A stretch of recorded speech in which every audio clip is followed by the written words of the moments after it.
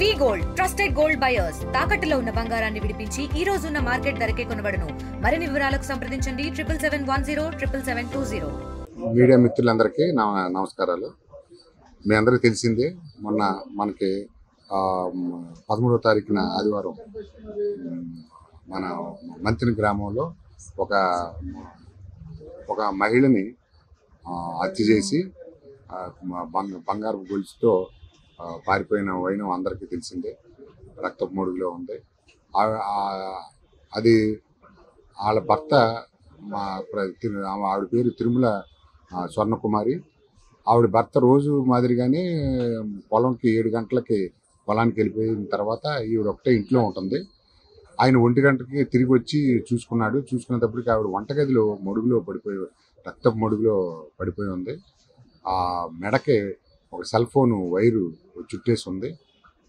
తర్వాత చేతి దగ్గర పోసినట్లుగా ఉండి ఆయన ఇచ్చిన సమాచారం మేరకు పోలీసులు అందరం వెళ్ళి ఎలా జరిగింది ఏంటని అడిగి తెలుసుకున్నప్పుడు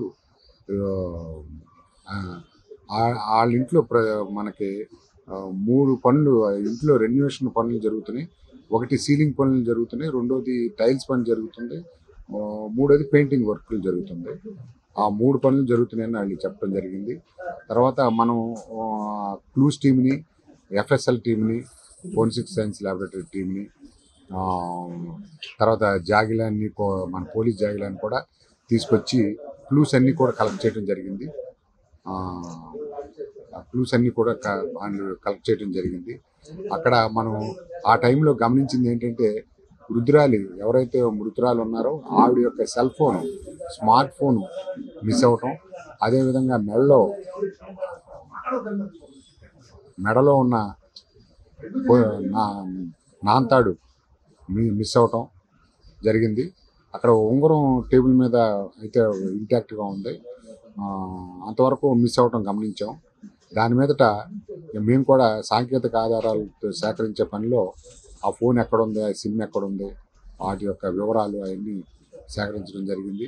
అన్ని కోణాల్లో కూడా మనం దర్యాప్తు మురళీకృష్ణ గారి ఆధ్వర్యంలో 3 టీములుగా రూరల్ ఎస్ఐ, టౌన్ ఎస్ఐలు 2 సందీప్, తాతాచార్యులు, మళ్ళీ సురేష్, ముగ్గురు కూడా 3 బృందాలుగా విడిపోయి అన్ని రకాలైన సాంకేతిక పరిజ్ఞానాన్ని ఉపయోగించడం, సీసీ కెమెరాలు వగైరాలు అన్నీ, లోకల్ ఇన్ఫర్మేషన్ అన్నీ తీసుకున్న తర్వాత మేము ఒక కంక్లూజన్కి రావటం జరిగింది. దీనిలో ముద్దాయి కూడా చాలా తెలివిగా ఇది వేరే వాళ్ళకి మీదకి నెట్టే పోతుందనే దాంతో సెల్ ఫోను, సిమ్ము వేరే చోట పడేసి సెల్ ఫోన్ ఏమో వేరే చోట పడేయటం జరిగింది. ఆ సెల్ ఫోన్ ఎక్కడ పడేశాడు, ఆ ఏరియాలో మనం అనుమానించే ముద్దాయి యొక్క కదలికలను కూడా మేము గమనించి అక్కడి నుంచి మనం అతన్ని ట్రాక్ చేసుకుంటా వెళ్ళటం జరిగింది. ఆ క్రమంలో మాకు లభించిన సమాచారం మేరకు నిన్న శ్రీవారి వెంచర్ దగ్గర ముద్దాయిని అరెస్ట్ చేయటం, అతని దగ్గర నుంచి దొంగిలించబడిన గొలుసు, ముసలావిడ యొక్క మెడలో ఉన్న గొలుసు, అదేవిధంగా అతను సెల్ ఫోన్ యొక్క ఒక వైరు, తర్వాత అడాప్టరు స్వాధీనం చేసుకుని అతను ఇచ్చిన సమాచారం మేరకు చాకు కలెక్ట్ తీసుకున్నాం. అదేవిధంగా అప్పుడు ఈ ముసలావిడ దగ్గర ఉన్న సెల్ ఫోన్ కూడా ఉప్పులూరు రైల్వే స్టేషన్ ఎదురుగుండా ఒక బడ్డీ పక్కన పడి ఉంటే అది అక్కడ స్థానికులు మనకి ఇవ్వటం, అది కూడా అతను ఎక్కడైతే పడేశాడో దాన్ని కూడా అతను సమాచారాన్ని మరియు సాక్ష్యాధారాలని సేకరించి ఈ కేసులో పోలీస్ డిపార్ట్మెంట్ చాలా ప్రెస్టేజ్గా తీసుకుంది.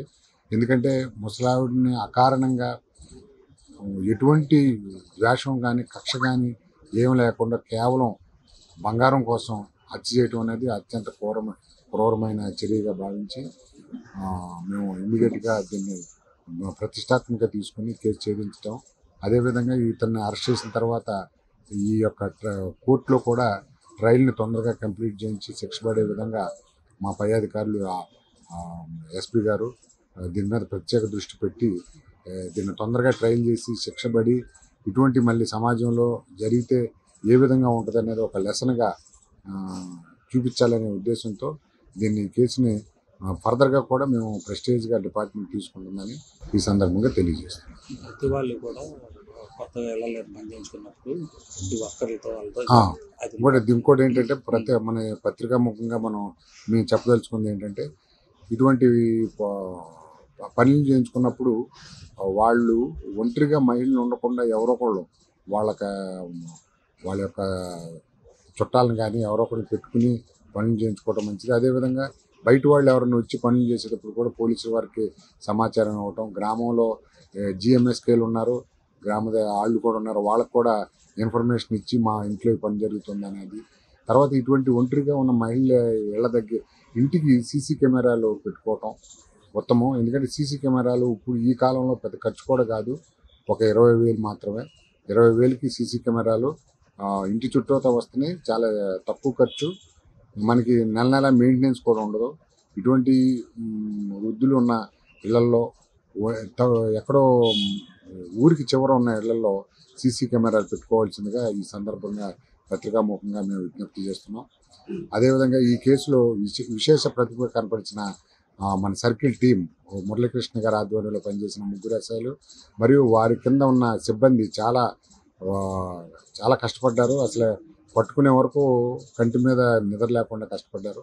వారిని ఎస్పీ గారు ప్రత్యేకంగా అభినందించి వారికి తగిన రీతిలో రివార్డులు అందజేస్తామని తెలియపరిచారు. త్వరలో జరిగే మీటింగ్లో వాళ్ళకి ఆ రివార్డులు అందజేయడం జరుగుతుంది. తెలుగులో ఫాస్టెస్ట్ న్యూస్ ఇప్పుడు కొత్త అవతారంలో 5 సెకండ్లోనే పూర్తి వార్తా సమాచారం మీ చేతిలో. సోషల్ మీడియా ట్రెండ్స్ మీ కళ్ళ ముందుకే live TV and voice search ఆప్షన్స్తో ఇప్పుడే డౌన్లోడ్ చేయండి. యాప్ లింక్ డిస్క్రిప్షన్లో ఉంది.